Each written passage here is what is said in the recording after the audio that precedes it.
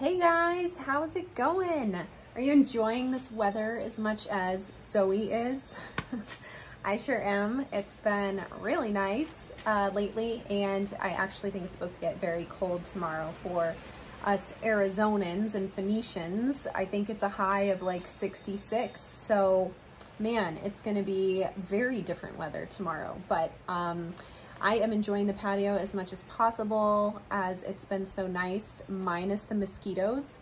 If you've been having mosquito issues, comment below and let me know that I'm not the only one, because they have been out in full force, which has been disappointing since the weather's so nice, but is what it is. So today I wanted to update you guys on how we have changed in the market from being a crazy, absolute, insane seller's market to just a frenzy of a seller's market, and give you some statistics on that help illustrate that point.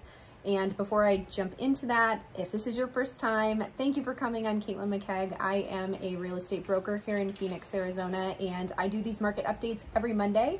I have a subscription, sorry, there must be something they're chasing. A subscription to the Cromford report, which is where I get all of my information and data about what's going on in the real estate market, and also just information that I find from the MLS and statistics and all of that good stuff. So I have some excellent sources that I have to give credit to for all this info, but it helps me stay on top of it and also share that with all of you. So thank you for watching and finding me. And let's just jump right in here. So these are some numbers that help you understand where we've come from in the craziness of the seller's market to still being in a very strong seller's market, but clearly things have changed. So the first thing I want to start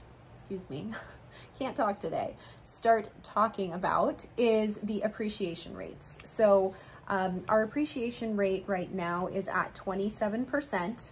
Again, still absolutely crazy high, but it's come down from 39% at the peak of this seller's market that we saw earlier this year. So 27%, still very good, still very much in a seller's market. We're just not as insane as we were months ago. Our sales over the asking price, that number was at 60% of sales went over the asking price. Now we're at 46.9% of sales are over the asking price. Still almost half of the sales go over the asking price, but down from 60%. The other statistic, the median amount over the listing price, hi Cleo, is $10,000 right now, and it is down from $20,000 at the peak months ago. So that's cut in half. And our average sales price per square foot over the listing price is now at 0.3% over listing price, which is down from 1.8% over the list price. So that has fallen as well. And finally, our number of days on market is up to 9 days on market from 5 days on market. So that has changed too. So all of these things are indications that our market has slightly softened, but again, when you're still talking about 27% appreciation, only 9 days on the market, almost 50% of sales are going over the list price, there is no denying that we are still in a seller's market, and it is still very strong. So now that we got that out of the way, let's talk about the Cromford Market Index. If you're new here, this is a proprietary calculation that the Cromford report uses to help us determine price appreciation and supply and demand in our market.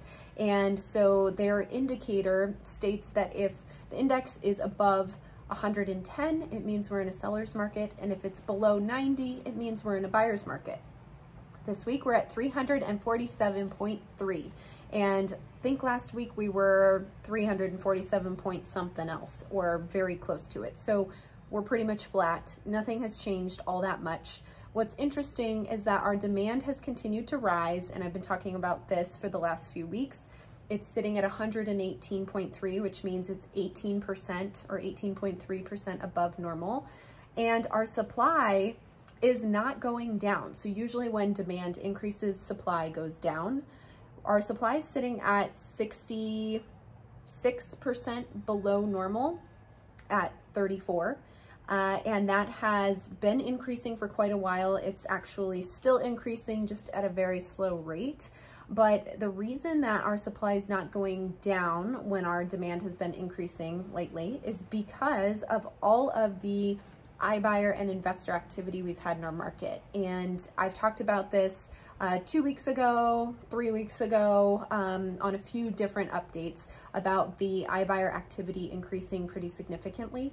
And so a lot of those iBuyers are purchasing homes and then they are flipping them, or maybe they are updating them slightly and then relisting them. And so even though they are affecting our demand by showing that there's more people buying homes, they're ending up putting them back on the market within a short period of time. So that's why our supply isn't really going down when our demand has been going up, because a lot of this demand is coming from those investors.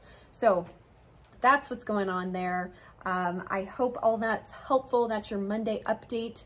If you have any questions, you can always reach out to me by call, text, or email, or check in the description below. There is a link to set up a time to chat with me if you are thinking about buying or selling real estate here in Phoenix. And my contact info is below as well if you just want to reach out with a question. So thank you so much for following my channel. Subscribe if you haven't. And if you have any questions, either hit me up or comment below. And don't forget, comment about the mosquitoes. Let me know I'm not the only one dealing with this. All right, guys, have a great week. I'll see you on Friday.